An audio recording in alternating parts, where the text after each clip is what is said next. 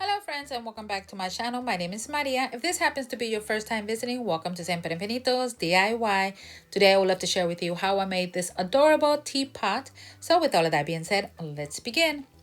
Okay, so if you purchase a teapot kit, then this video is especially for you. So if you notice that my ball is a size 4, the one that you have is a size 2, but that is okay because you're going to be doing the same thing.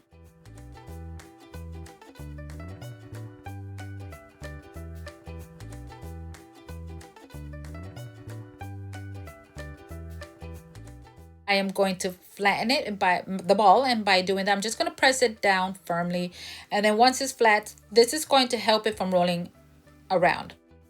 So once I press it down, and then what I'm going to do on the opposite side, I am going to go in with my knife, and I'm going to cut off a piece, and that piece, do not throw it away because that is going to be the lid to your teapot.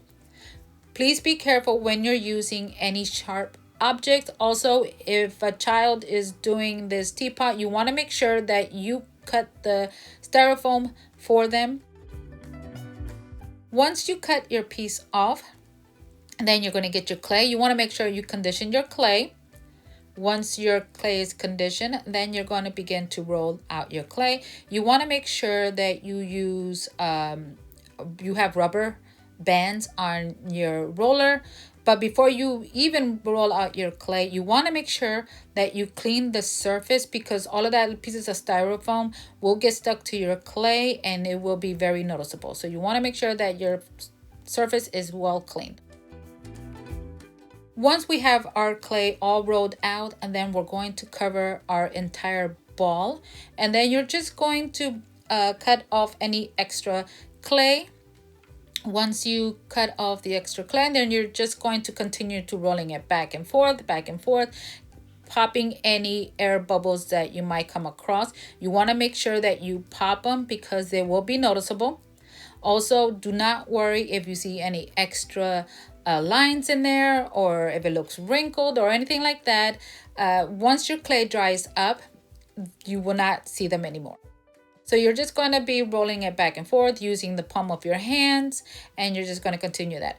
As you can see here, I'm using a little skewer stick to pop my any bubbles.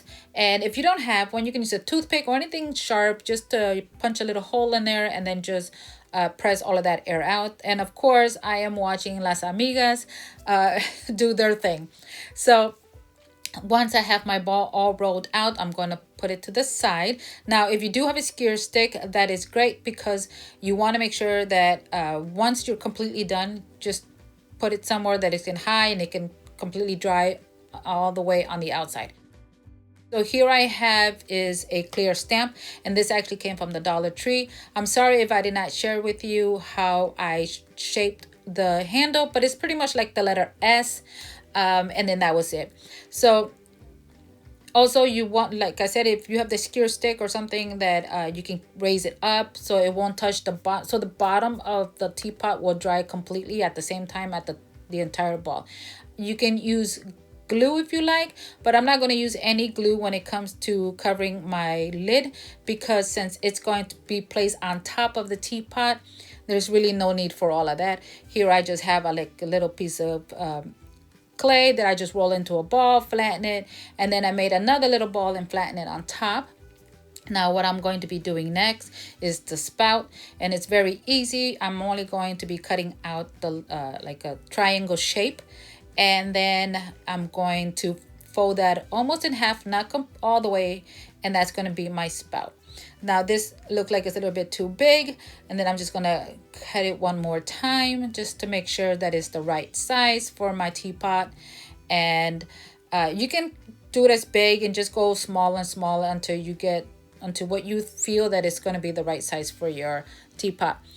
So once I smooth out my edges, I'm just, like I said, I'm going to fold it almost like a U shape, and then I'm going to place it in the opposite side. I'm going to use the handle to guide me to where the opposite side of the ball is, to make sure that it's all even out. And then that's it. I'm going to place the lid on top of my teapot, and then I'm also going to add a white strip going all the way around. You can use the palm of your hand just to roll out a big long worm. I use that same clear block, I think it's made out of acrylic, stamp that I got from the Dollar Tree, just to help me roll out and making sure that it's smooth and no lines like with my finger, because a lot of times when I roll out worms, when I used to, there were always like these little dents where you could see what the print of my fingers were in, or on the clay, whatever.